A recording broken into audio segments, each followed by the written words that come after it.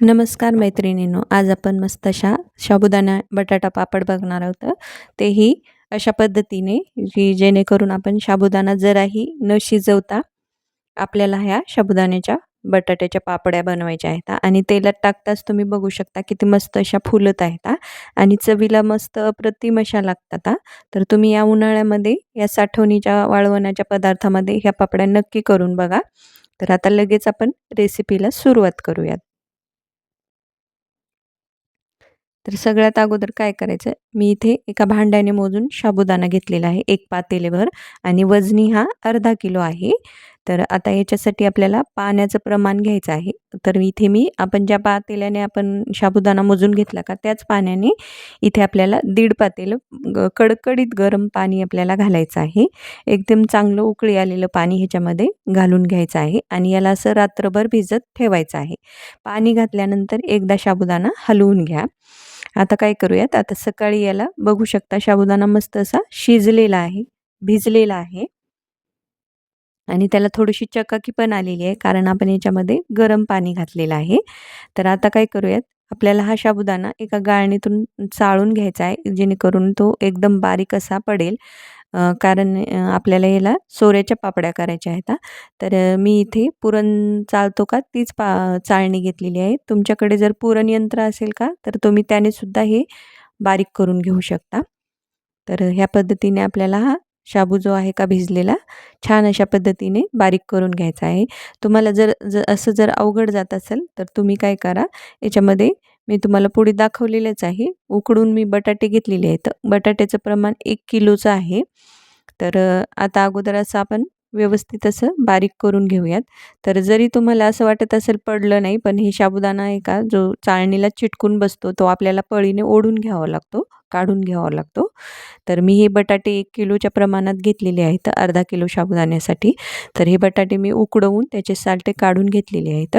आता मी तुम्हाला सोपी पद्धत दाखवते. आता हे बटाटा थोडासा गरम आहे, तर असा करायचा थोडासा फोडून घ्यायचा आणि हा बटाटा या शाबूवर घालायचा आणि याला पुन्हा एकदा गाळणीत असं चाळून घ्यायचं जेणेकरून आपला बटाटा पण बारीक होईल आणि शाबू पण बारीक होईल आणि एवढं करून तुम्हाला जर हे गाळणीतून काढायला थोडंसं अवघड जात असेल तर अगदी गरम पाणी करून घ्यायचं आहे आणि अगदी 1 चमचाभर पाणी याच्यावर घालायचं आणि पटकन याला असं चाळणीमध्ये गाळून घ्यायचं आहे आणि गाळल्यानंतर अगोदर काय करायचं खाली जे गाळणीला जो शाबू चिटकलेला असतो का मिश्रण साबुदाण्याचं ते अगोदर काढून घ्यायचं आणि नंतर पुन्हा हे असं फेटून घ्यायचं आहे जेणेकरून हे पटपट असं पडलं जाईल खाली. तर या पद्धतीने आपण सर्व मिश्रण तयार करून घेऊयात. थोडंसं याला एक 5-10 मिनिटं लागतात वेळ. कारण आपण प्रमाण अर्धा किलो आणि 1 किलो 1.5 किलोचं प्रमाण आहे त्यामुळे. तर आता हे सर्व बटाटा, साबुदाणा मी ह्या पद्धतीने काढून घेते आणि तुम्हाला खाली चिटकलेलं सुद्धा दाखवते पळीने. किती चिटकलेलं आहे बघू शकता. हे असं नाही आपल्याला कढईमध्ये किंवा पातेल्यामध्ये असं पडलेलं नाही दिसलं तरी पण हा जे बटाटा साबुदाणा आहे का तो गाळला जातो. तर मी अगोदर पातेलं घेतलं होतं पण अशी पसरट कढई घ्या तुम्ही सोपं पडतं त्याच्यामध्ये. आता मी पूर्ण मिश्रण पातेल्यात काढून घेतलेलं आहे. आता थोडीशी 1 चमचाभर लाल तिखट आणि चवीनुसार मीठ घातलेलं आहे.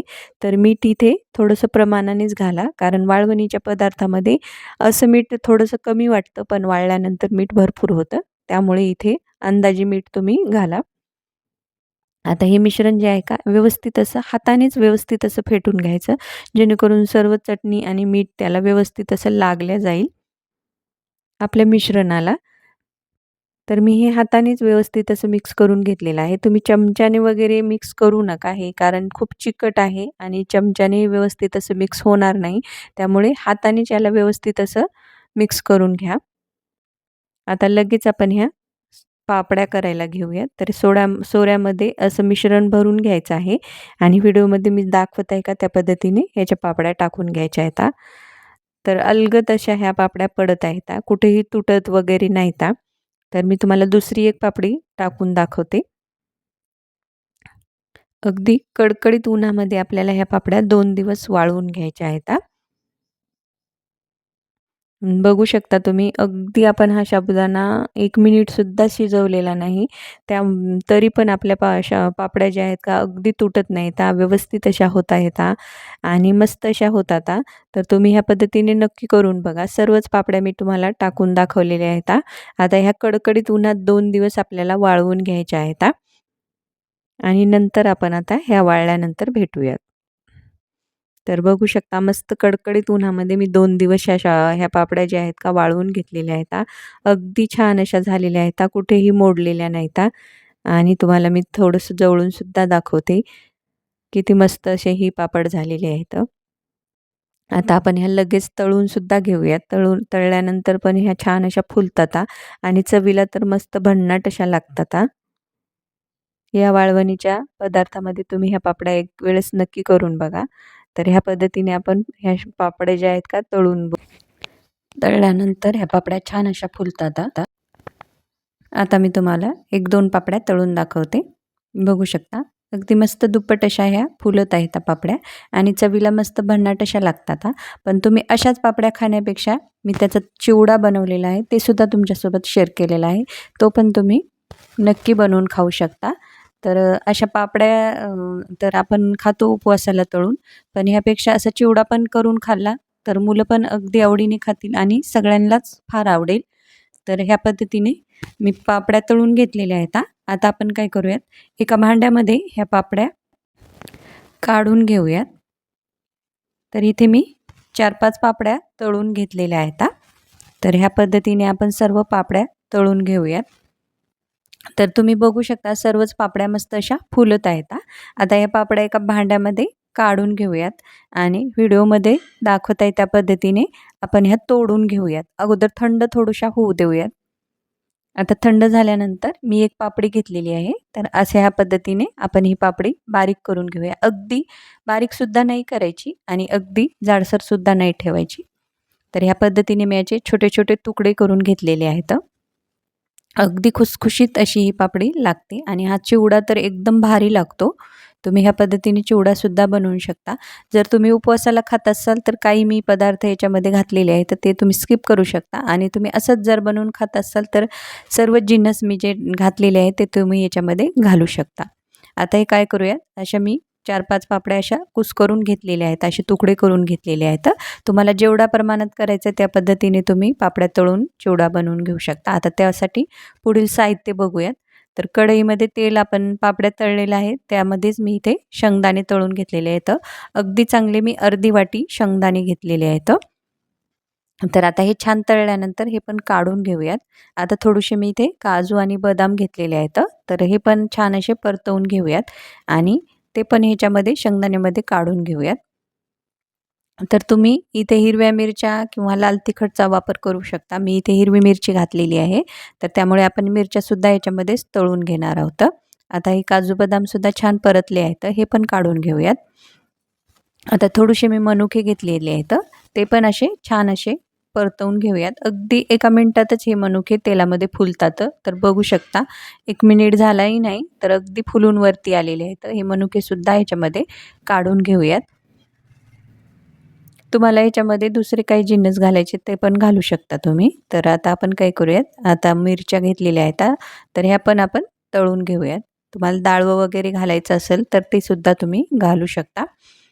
तर आता ह्या मिरच्या पण आपण काढून घेऊयात. फक्त उपवासाला जर तुम्ही बनवत असाल तर ह्याच्यातले काही पदार्थ तुम्ही स्किप करू शकता. आतापर्यंत जे आपण तळलेले आहेत ते सर्वच उपवासाला जमतात. पण डाळवं वगैरे घालायचं असेल तर उपवास नसेल त्या दिवशी तुम्ही घालू शकता. तर आता ह्या मिरच्या पण छान तळून झालेल्या आहेत. आता हे सर्व जिन्नस आपण जो पापडीचा चुरा करून घेतला का त्याच्यामध्ये टाकून घेऊयात. आता यामध्ये मसाले घालून घेऊयात. तर मी तुम्हाला अगोदरही म्हणलं मी चाट मसाला आणि काळं मीठ घातलेलं आहे. तर तुम्हाला उपवासाला खायचं असेल तर तुम्ही ते स्किप करू शकता किंवा तुम्हाला जमत असेल तर तुम्ही घालू शकता. मी इथे चवीनुसार मीठ घातलेलं आहे. अर्धा चमचा काळं मीठ घातलेलं आहे. आता याच्यामध्ये मी पिठी साखर घातलेली आहे. एक मोठा चमचा मी इथे पिठी साखर घातलेली आहे. तर सर्व जिन्नस तुम्ही तुमच्या चवीनुसार घालू शकता. तर एक मोठा चमचा मी साखर जी असते का तीच मिक्सरला बारीक करून घेतलेली आहे, ती काढून घेतलेली आहे. अगदी पाव टीस्पून मी इथे चाट मसाला घातलेला आहे. तर आता सर्व जिन्नस याच्यामध्ये व्यवस्थित असे मिक्स करून घेऊयात. मस्त असा हा कुरकुरीत चिवडा तयार झालेला आहे. नक्की करून बघा आणि तुम्हाला ही वाळवण रेसिपी कशी वाटली ते पण मला कमेंटमध्ये नक्की कळवा. आणि व्हिडिओ खूप मेहनतीने बनवला आहे त्यामुळे एक लाईक मात्र नक्की करा. तर अशाच पद्धतीने आपण पुढील रेसिपी बघणार आहोत. काही वाळवणीच्या, काही आपले पदार्थ. तर तुम्हाला कोणत्या रेसिपीज जास्त आवडतात ते पण मला कमेंटमध्ये नक्की कळवा. आणि व्हिडिओला लाईक करा, शेअर करा, चॅनलला सबस्क्राईब पण नक्की करा. तर मग भेटूयात अशाच एका नवीन रेसिपीमध्ये. आजची रेसिपी पाहिल्याबद्दल धन्यवाद.